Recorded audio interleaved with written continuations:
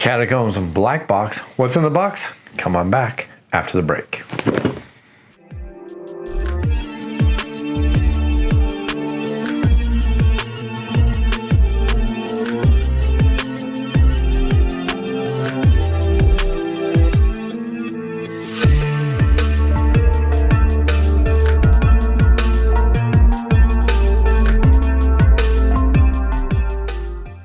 Hey everybody, welcome out to the show Board Game Reviews. This is a YouTube channel dedicated to the tabletop gaming hobby, and this is a video as part of a series of videos looking at the game of Catacombs, specifically the Black Box.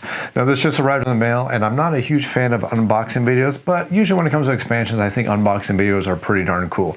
Don't think they're that great for base games because it doesn't really tell you too much about the game, but if you're into the game, you know it's the game that you want, unboxing videos for the expansions can be pretty darn cool because it lets you see the extra stuff that's coming out, new components, new cards, new whatever happens to be. And I am a very large fan of Catacombs. Matter of fact, I think Catacombs is probably one of my favorite dexterity games. I know there's lots of other great dexterity games out there. You got Pitch Car, you got Terran Meeple City, or the original version, which is what I have, or various other dexterity games. But to me, Catacombs is really one of my favorite games. I enjoy the theme immensely. I really do enjoy a fantasy theme. I like the fact that it's more of a competitive one versus many. I like the idea of how they basically took like a typical dungeon crawler style game and just made it into a flicking game, and it's just something I really enjoy. So I thought it'd be really cool to go ahead and pop open the box here for Catacombs Black Box, which just arrived in the mail yesterday.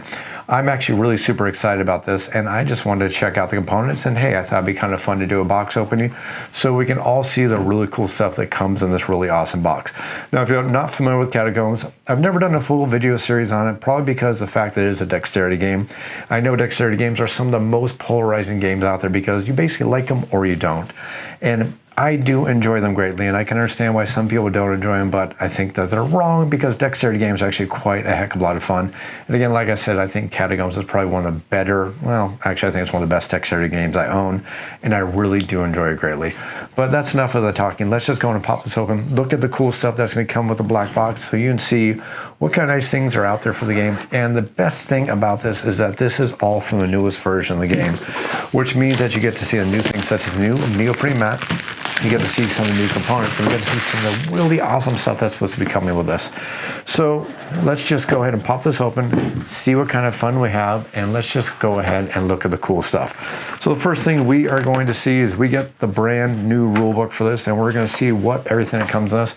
We're going to see that we get some new Lord cards, we're going to get some new alternate monster cards, we're going to get a transmogrified cards, we're going to get some new room cards, some item cards, of course we're going to get some new bad guys, and of course always with Catacombs is come with the stickers because the game does require you to put stickers on all the discs. It looks like we have some undead, it looks like we have some lava, some spiders, some goblins, or maybe those are going to be goblins. I'm going with goblins, so I look further. We got a dragon, an undead dragon, we got a tricarine, remoraz, something similar, and some other cool things. It looks like we have some new cool abilities for the heroes and some nice bad guys.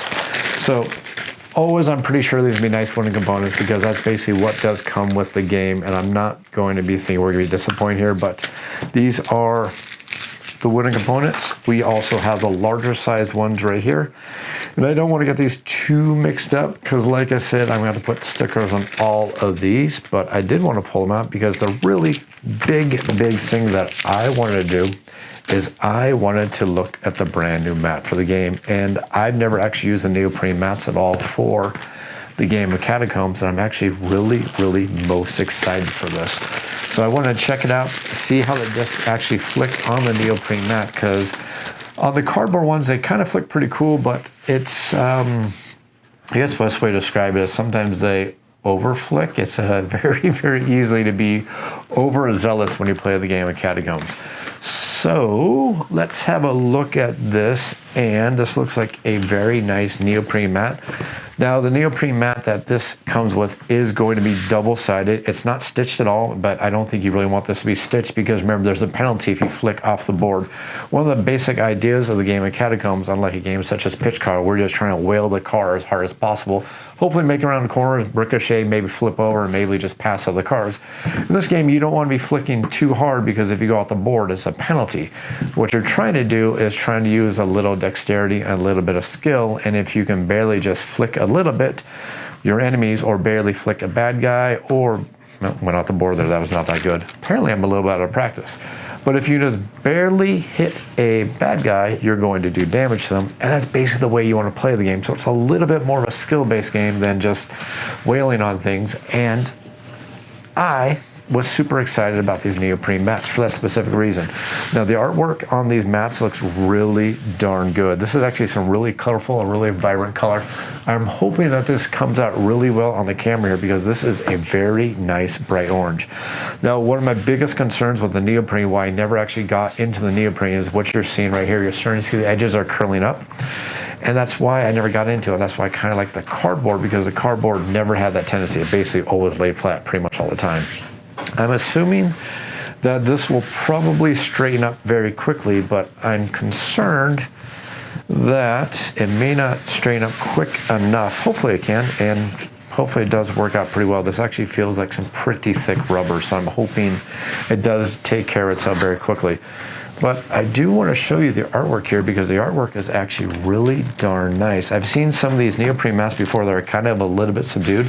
It's almost like they don't use enough color for them. They don't look that bright and that, well, they don't look quite as enticing. One of the ones I can think about is actually the mat for Dead Zone, the very first edition of Dead Zone. I mean, it was a good mat. It worked out really well, but the colors are extremely subdued. Granted, it's gray, so it's not supposed to be too super exciting, but you know what I mean when it comes to neoprene mats. The only other neoprene mats that I've ever seen that actually looked really good were the ones for Too Many Bones. They actually had some good color on them too, but this is really nice looking. We see the dividers here. We see a starting line for the heroes. So this is gonna be the bad guys area, obviously over here. And then on the back side, we're got the hero starting area. Now, I really do hope that this does unfurl the other way really well, because that, to me, is just going to be kind of annoying. I wonder if it's going to be best for the game of Catacombs if you're going to get into those neoprene mats. It may be good to get one of those little racks that you can actually hang these on, because then you can just hang it up like this. And hopefully then gravity will do a lot of work for you and kind of bring it over for you so these corners kind of unfurl a little bit. Hopefully not too big of an idea, or not too big of a problem, but let's see how much this is cheating and how much this actually helps you right here. We were just to take a little bit of a flick. Will that make too much of a difference? I think the cat thinks it's going to make a huge difference. He is here to say it makes a horrible difference and we must take care of it now. No, seriously, let's go and see how this looks. Well, it makes a nice jump. But like I said, I gotta get used to these neoprene mats because these neoprene mats are actually a lot slicker than I thought they would be. I know on the cardboard it's pretty darn easy to flick your disc, but this is actually looks like it has some really good, clean ability to, yeah, I'm definitely going to get rid of this. This is definitely a different feel from the cardboard, but still very, very nice. So let's go ahead and go over some of the cards that come in this expansion so we see some of the cool things, and we will go ahead and put these over here on the camera. And let's just go ahead and zoom in so we can look at these cards a little bit closer and see just exactly what we're going to get with the new cards. So without further ado, and through the magic of editing, I'm going to remove this part where you guys are watching me try to take plastic off cards, because this is about as exciting as watching paint dry. And I don't want this to be that exciting. That's cheat.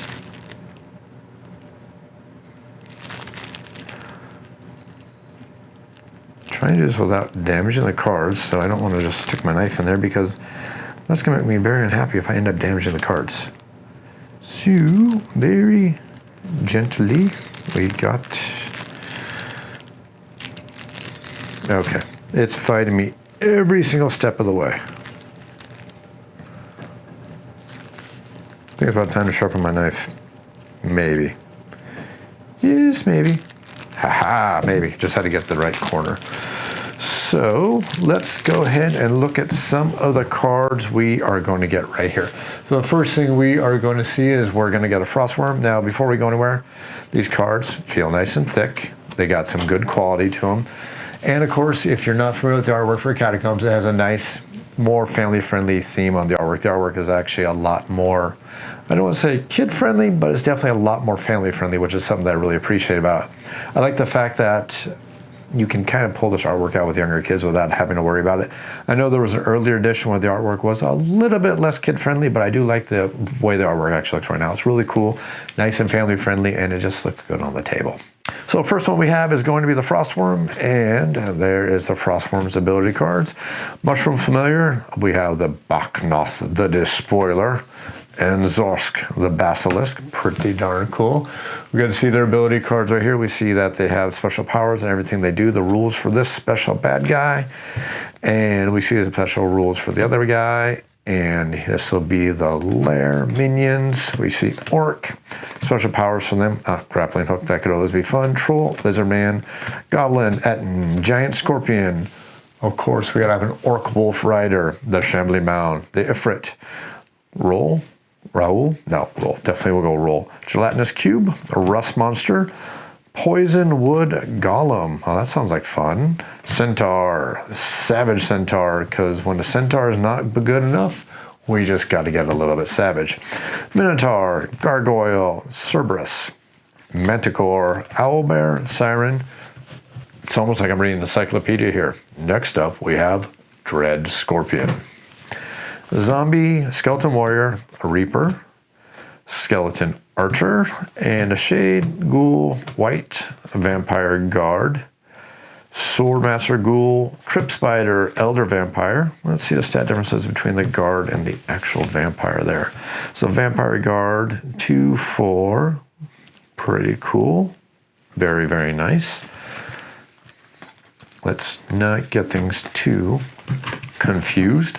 Fire Spirit, Flame Salamander, a Drake, Flame Wraith, Phantom, and a Fire Demon. Let's go ahead and look at the other deck of cards that we got here. Then we'll have a quick perusal through the rulebook, see if there's any new cool rules and new abilities, which I'm sure there should be something pretty darn cool, but let's go ahead and see exactly what we got that's going to be new here. But let's finish going through these. We have the Infernal Acolyte, the Rakshasa. Actually, I like that picture. It's kind of cool. Phoenix, Spectre, Armored Beetle, Sewer Rat, Pit Viper, a Blood Skull, Vampire Bat, Fenris, a Venomous Spider, Wyvern, Remoraz, a Zombie Prisoner, a Zombie Ratman, Tomb Zombie, a Zombie Fairy. Obviously, you can never have too many zombies. It's like a Night of the Living Dead, kind of. Claw Zombie, which is... They're actually having some pretty decent different abilities and stats. So that's pretty darn cool. Zombie Knight. Zombie Necromancer. Isn't that kind of like an oxymoron? Would he be raising himself? I don't know. Plunderer. Raider. Sheolith. Spartan. Skeleton Spartan. Shaman. Senior Occultist, Ravager, Gelatinous Slime. It's Gelatinous Cubes, his younger brother. Flesh Golem, Insurgent, Cavern Worm. I was wrong. I thought it was like a Thrycreen or a Remoraz or something. Magma Titan, Lurker, Quagmire, Enchanter, and then we have the new rooms, Burial Chamber, the Twilight Chamber, Narrow Passageway, Stone Staircase, Glowing Tunnel, Kramotha's Tomb, Shurhat's Tomb, not Tao's Tomb. I probably butchered that one, but hey, that's okay. You'll forgive me. Lava Hollow, Anchor Lake, Secret Tunnel, Steep Passageway, Minnell's Tomb, Monster Pit, and then finally the Abandoned Tower. So we see that we actually got a good variety of cards. Let's go ahead and look through the rulebook here and see if there's going to be any really cool changes coming with any extra rules for the game here. So typical stuff. We see how we apply the stickers and everything like that. That's pretty standard for anybody who's played Catacombs before. We have alternate monster cards, new info about the shots, shot modifiers, and new monster rules. We have random weapons, healing cells, flesh golem monster rules, limited shots, 1 per time room, burial chamber special room card, and then we actually have the backside, which is going to be for the campaign. So the campaign for using the despoiler and then use for the basilisk. Well, I am super excited about this. Like I said, I've always enjoyed Catacombs. It's always a great game. It's one of my favorite dexterity games. Okay, I know I really shouldn't say this. This is my favorite dexterity game out of all the dexterity games I own. I love this one the best. I have tons of fun with it. The theme is cool, the idea, the mechanics, and just how it plays. I really, really enjoy it so much. That'd be kind of cool to go and open up the box so you can see exactly what's coming with the black box.